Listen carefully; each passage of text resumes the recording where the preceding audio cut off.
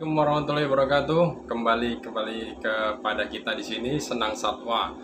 1, 2, 3, come on!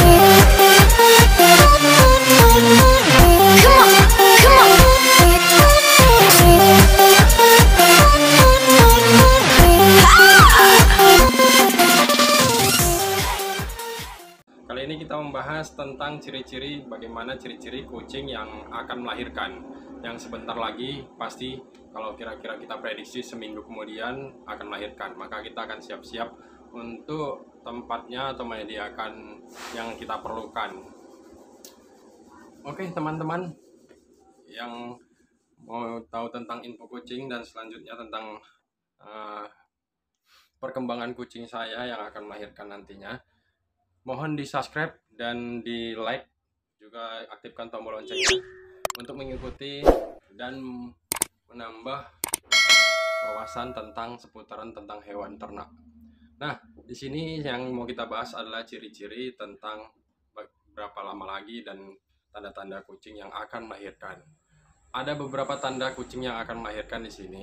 Ya, yang pertama adalah kucingnya sibuk mencari tempat yang sepi. Dia akan gelisah, di mana dia akan mencari tempat yang senyaman-nyaman mungkin untuk menghindari dari hal-hal yang tidak diinginkan seperti predator atau gangguan manusia dan bising dan yang lainnya. Jika melihat perilaku kucing seperti ini, berikanlah ruang yang aman, nyaman yang gunakan kucing tempat untuk melahirkan.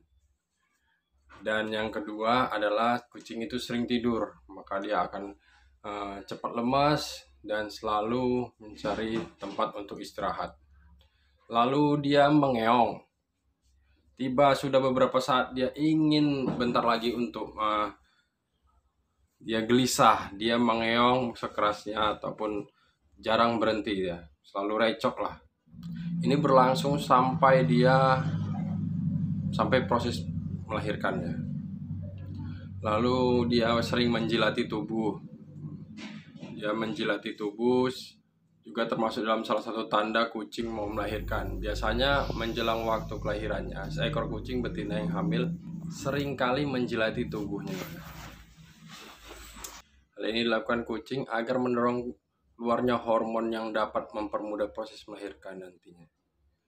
Lalu yang sebentar lagi juga, kalau umpamanya kucing itu dalam waktu dekat akan melahirkan, tanda-tanda kucing mau melahirkan selanjutnya yaitu tadi keluar air susu dari putingnya dan susah bergerak. Dia selalu itu tadi tidur, lemas, mengeong, jadi makanya dia kekurangan tenaga, jadi dia malas bergerak gitu kan. Kondisi yang semakin susah bergerak disebabkan karena perut kucing yang semakin besar, sehingga gerak tubuhnya menjadi terbatas. Bukan hanya itu, biasanya hal ini juga disertai dengan gerakan kontraksi pada perut kucing yang semakin sering terjadi. Dan napasnya terengah-engah, bukan dehidrasi atau kepanasan, tapi memang kucing yang sudah besar, dia kan perutnya, maka napasnya akan terengah karena denyut jantungnya lebih cepat. Tadi kondisinya sudah susah bergerak dan kontraksi yang dialami kucing membuat kucing terlihat semakin terengah-engah. Hal ini terjadi bersamaan dengan denyut jantung kucingnya semakin cepat dibandingkan biasanya. Nafsu makannya berkurang. Nah, itu. Dia begitu, memang kucing waktu pas saat hamil dia makannya sangat lahap, banyak makan, dia bertambah nafsu makan bertambah pada saat hamil. Tapi ketika dia mau akan melahirkan sedikit lagi, waktu yang berdetik-detik lah atau seminggu kemudian dia melahirkan, dia akan makannya itu berkurang. Dan hal yang paling, ketika detik-detik mau melahirkan, biasanya air ketubannya pecah. Seperti manusia, kucing betina sedang hamil juga mempunyai air ketuban di dalam kandungannya. Ketika air ini sudah pecah, biasanya dipastikan proses kelahiran ini segera berlangsung. Kayak begitu sudah pecah ketuban, maka disitulah kita langsung siaga untuk mencarikan peralatan-peralatan seperti sarung tangan yang steril, gunanya untuk membantu proses kelahirannya untuk menarik ataupun menangani segera secepat mungkin supaya membantu proses persalinan si kucing. Gunting juga perlu apabila dibutuhkan, karena kalau induk kucing dia panik, maka dia jarang untuk, biasanya sih lebih bagus memang ari-arinya itu dimakan oleh induk kucing, tapi karena prosesnya mungkin agak kelamaan, dia pun agak kesakitan, maka kita bisa membantu untuk menggunting tali pusat yang menyatu dengan ari-ari. Dan guntingnya itu harus steril ya guys. Bisa kita siram dulu dengan alkohol ataupun kita basuh dengan disinfektan, lalu kita keringkan pakai tisu kering, lalu kita gunting.